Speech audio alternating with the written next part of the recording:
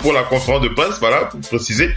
Après, surtout, la grosse blessure. Hein. Donc, on va revenir sur ses déclarations et on va commenter ça tous ensemble. Donc, Gordon Hayward qui a dit, il a dit aux journalistes, il a dit que c'était très important pour lui de garder le moral haut. Hein. C'était très important pour lui de garder le moral haut, de se sentir toujours inclus dans cette équipe. C'est pourquoi il est toujours ouvert à une possibilité d'apporter ses services quand il peut. Hein. Pour lui, ça ne lui pose pas de soucis. Au contraire, c'est quelque chose d'important pour lui de se sentir impliqué dans l'équipe, même s'il ne peut pas.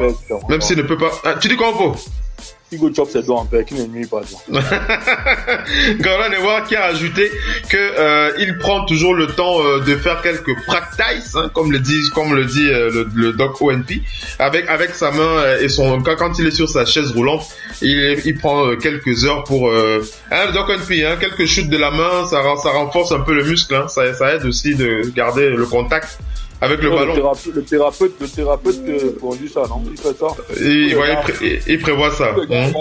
Ils font ça. Jojo a travaillé beaucoup son petit, là. Quand il était il était au gymnase chaque jour.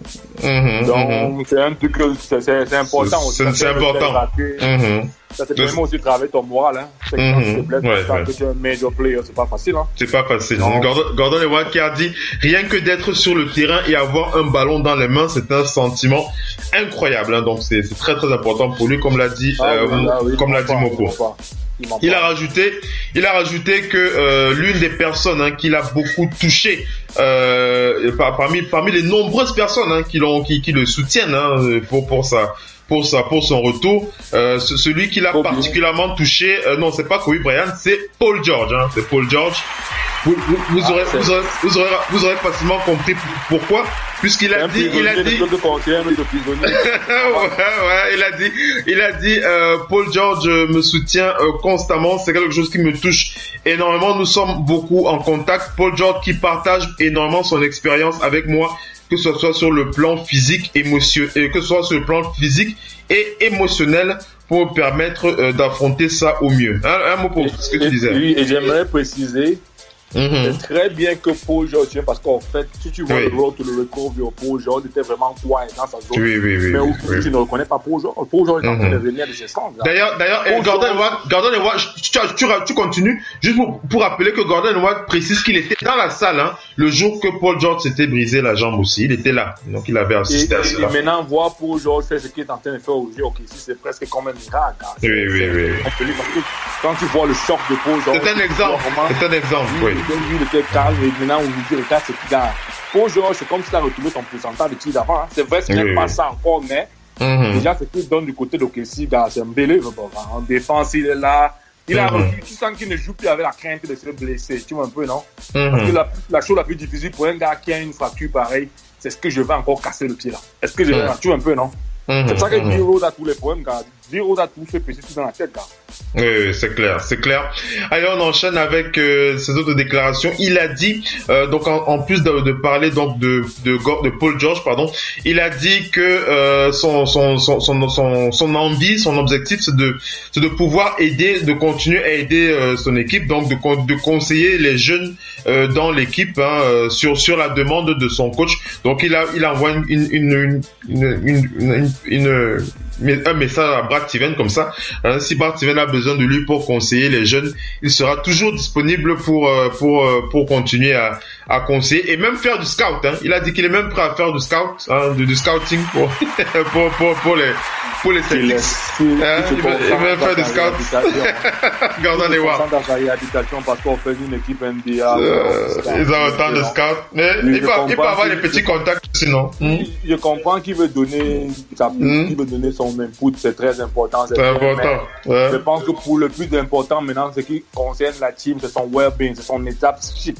Il parce que justement il dit sont payés des millions de dollars pour Scar. Ce n'est pas, on n'a pas besoin. Il dit des millions de dollars qu'il est au centre de job. Il dit justement que les jours passeront plus vite quand je pourrai revenir autour de mes coéquipiers et que je ne serai plus cloué au lit. Hein? C'est moi, parce qu'en fait, n'oublie pas, quand il va revenir pour sa thérapie, comme il est dans la blessure, la thérapie a commencé, Oui. Et généralement, les heures de thérapie ne coïncident généralement pas les heures d'entraînement. Tu vois un peu, non?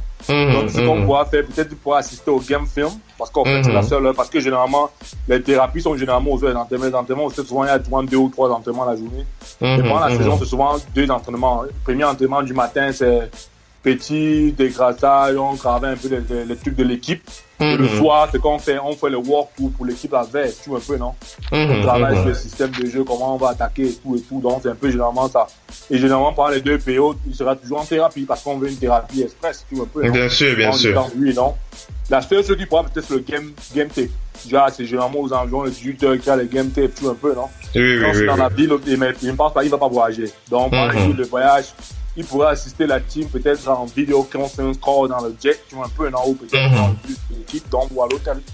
Oui, ça au moins, ça peut aider, même quand il est à la maison avec son thérapeute. Bon, on dirait ça, là, rien d'autre, hein, qui reste plus longtemps dans la vie. Oui.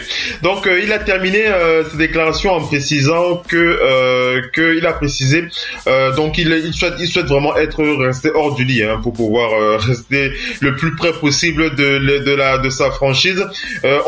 Il dit, on m'a dit si tu dois avoir une blessure horrible, ce sera bien cette blessure. Et il a rigolé en disant que je crois que je me contenterai de cette blessure et je n'en voudrais pas d'autres. C'est tout à fait normal. Il a précisé concernant une date de retour. On lui a effectivement posé la question. Il a dit concernant une date de retour, je ne me mets aucune pression pour revenir à une date précise. Hein, aucune chronologie n'a encore été planifiée. Hein. J'attends d'avoir le feu vert des médecins pour pouvoir regarder les matchs sur le banc avec mes coéquipiers. Hein, donc voilà, hein, quelques déclarations comme ça de Gordon Hayward. Ah, le Doc One Piece, ça fait plaisir, hein, de voir que tu revenir comme ça, exprimer. Le Doc One Piece, est-ce que tu es là? Est-ce que le Doc m'entend? Alors le Doc qui doit avoir... Vu que le Doc est en train de le Doc, tu es là? Le Doc One Piece. Oui, vas-y Popo. Ça fait plaisir de voir un joueur qui se plaît revenu parce qu'en fait, n'oublions pas la carrière, c'était pas juste à Boston, c'était dans tout le monde entier, c'était dans tous les États-Unis. Oui. Parce que n'oublie pas, beaucoup de personnes envoient les messages, c'est vrai. Il y a autant de mauvais cas qui se passent dans le monde entier, mais c'est un autre cas palpable parmi autant de cas. Chaque personne trouve dans sa manière. Et j'ai toujours précisé ça parce qu'on est star, qu'on ne trouve pas. Voilà une grosse souffrance. Vous dites, il est privé du moyen de pouvoir aller vaquer à son boulot. Tu vois un peu, non? On fait la chose qu'on aime le plus au monde. C'est jouer, c'est pratiquer. Tu vois un peu le truc, non? Donc aujourd'hui, ça fait plaisir de voir sourire, de voir les snaps de l'équipe. Tu vois un peu, non? Oui, ça fait plaisir, ça. Avec la jambe de bébé. C'est là où tu vois que la magie de la médecine, c'est vraiment un autre truc. Hein. Oui, ça c'est clair. Les magiciens, ils ont vraiment chance de pouvoir nous aider à avancer. Parce qu'aujourd'hui, nous sommes des êtres périssables. Des êtres humains, oui. Ils font l'effort de nous donner cette plus-value-là, de voir un lendemain meilleur. Tu vois un peu, non? Oui, c'est clair. On va donner assez de crédit aux médecins qui ont travaillé sur lui, vraiment. On est maintenant un peu la chirurgie. Parce qu'en fait, tout le truc de la chirurgie, ce n'est pas que l'opération, c'est après l'opération. C'est après l'opération. Tu vois un peu, non? Donc maintenant, pendant la thérapie, on va voir comment les progrès, comment l'eau régénère et tout cela. Donc on verra bien, tu vois un peu, non? Oui, on verra comment ça va évoluer. En toutes les façons, on est de tout cœur avec lui pour qu'il puisse revenir dans les meilleures conditions et dans la meilleure forme possible. Est-ce que Missy est là? Missy, est-ce que tu m'entends? Est-ce que Missy est là? Missy, une réaction comme ça sur Gordon Hayward avant de clôturer le show? Juste une réaction, il faut qu'il récupère pleinement l'ensemble de ses moyens. Ça va être facile. C'est là où aussi le collectif de Boston va offrir un jeu, quoi. Oui, c'est clair. Vous êtes bien sur Radio Hors Parquet. La radio qui vous parle de NBA, la radio qui vous écoute. Basketball, c'est mieux à la radio.